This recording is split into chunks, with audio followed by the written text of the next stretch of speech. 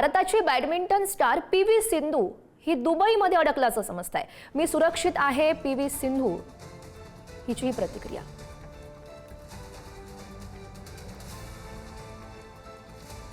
दुबईमध्ये सुद्धा हल्ले झालेले होते आणि भारताची बॅडमिंटन स्टार पी.व्ही. सिंधू ही दुबईमध्ये अडकलेली आहे आणि यातच तिची प्रतिक्रिया सुद्धा समोर येते। मी सुरक्षित आहे असं पी.व्ही. सिंधू हिनं म्हटलंय। इराणचे वरिष्ठ लष्करी अधिकारी सरदार जब्बारी यांनी थेट अमेरिकेला आता इशारा दिलाय।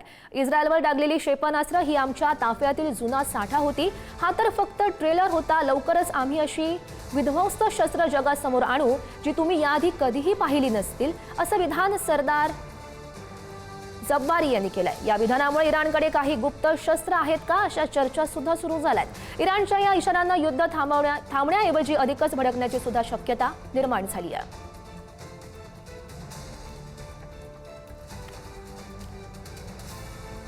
एक महत्त्वाची अपडेट, इराणचे सर्वोच्च नेते खामेनी यांचा मृत्यू झालाय। अमेरिकेचे राष्ट्राध्यक्ष डोनाल्ड ट्रम्प यांनी हा दावा केलेला होता, त्याची पुष्टी सुद्धा मिळतेय।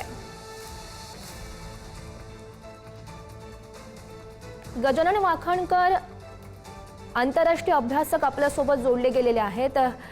वाखणकरजी, खरं तर ही महत्त्वाची अपडेट म्हणावी लागेल। आपण खरं तर गेल्या 3 ते 4 दिवसांपासून इराण आणि इस्रायलमधले सातत्यानं हल्ले प्रति हल्ले बघतोय, त्यातच ही महत्त्वाची अपडेट। आता खामेनी यांचा मृत्यू,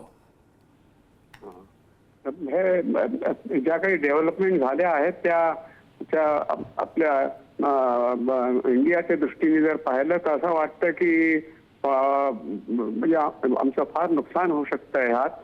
हा जो हल्ला झाला आहे हा ठीक तऱ्हेने झालेला नाहीये, हे इंटरनॅशनल लॉ आणि ह्याच्या विरुद्ध आहे। आमचं मत आहे की ते शांती प्रस्थापित झाली पाहिजे ताबडतोब। जे काही असो, इराणशी आमचे संबंध फार जुने आहेत। आमचा त्यांच्याशी संबंध म्हणजे नुसता तेलाचाच किंवा ह्या नव्हता, हिस्टॉरिकल संबंध आहे। चहा बहार जे हे होतं त्याच्याशी आमचं म्हणजे चाललेलं होतं, सर्व आमचे फार हितसंबंध तिथे आहेत, ते तसेच राहावेत। मी आशा करतो की तिथे म्हणजे लवकरात लवकर शांती स्थापित व्हावी। हो, वाकणकरजी धन्यवाद दिलेल्या या सगळ्या सविस्तर प्रतिक्रियेसाठी।